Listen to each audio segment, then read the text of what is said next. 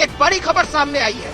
भारत के मुख्य न्यायाधीश सीजेआई गवई ने शनिवार को एक बेहद अहम और बेबाक बयान दिया।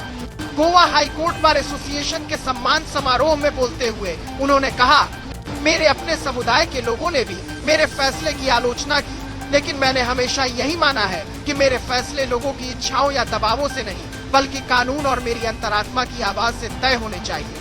यह बयान उन्होंने उस ऐतिहासिक निर्णय को लेकर दिया जिसमें सुप्रीम कोर्ट ने अगस्त 2024 में अनुसूचित जातियों के उप वर्गीकरण सब classification of scheduled caste for reservation पर 6-1 के बहुमत से फैसला सुनाया था। संविधान पीठ ने साफ कहा था कि अनुसूचित जातियां एक समान होमोजेनियस वर्ग नहीं है और राज्यों को अधिकार है कि वे आरक्षण का लाभ उन वर्गों तक पहुंचाएं जो अब तक सबसे अधिक वंचित और पीछे रह गए हैं। सीजेआई गवई ने अपने विचार रखते हुए कहा, आरक्षण का लाभ तभी सार्थक होगा जब गांव में खेत मजदूरी करने वाले या जिला परिषद के स्कूल में पढ़ने वाले गरीब बच्चों को वही अवसर मिले जो किसी बड़े शहर में पले बढ़े आलीशान स्कूलों में पढ़ने वाले आईएएस अफसरों के बच्चों को मिलता है। उन्होंने सवाल उठाया, क्या वास्तव में दोनों बच्चों की स्थिति एक जैसी कही जा सकती है?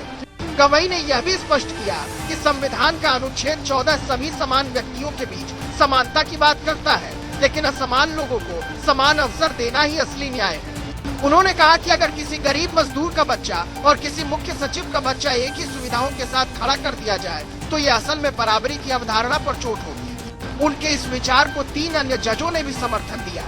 इसी कार्यक्रम के दौरान सीजेआई ने एक और अहम विषय पर भी अपनी राय रखी। उन्होंने बिना कानूनी प्रक्रिया अपनाए नागरिकों के मकानों को ढहाए जाने पर सुप्रीम कोर्ट के हालिया फैसले का जिक्र किया। गवई ने कहा, हम व्यथित थे कि जिन लोगों पर मुकदमा भी नहीं चला उनके घर तोड़ दिए गए। निर्दोष परिवार के सदस्य भी बिना किसी गलती के सजा भुगतने पर मजबूर हुए। उन्होंने साफ कहा कि अगर कोई दोषी भी साबित होता है तब भी उसे कानून के शासन के तहत न्याय मिलना चाहिए।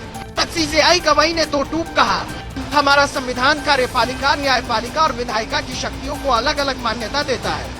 अगर कार्यपालिका खुद ही न्यायाधीश बनने लगे तो यह लोकतंत्र और संविधान की बुनियाद पर सीधा प्रहार होगा। मुख्य न्यायाधीश ने गर्व से कहा कि बीते 22 से 23 वर्षों की न्यायिक यात्रा में उन्हें इस बात की संतुष्टि है कि उन्होंने भारत के संविधान, सामाजिक और आर्थिक न्याय तथा देश के विकास में अपना योगदान दिया।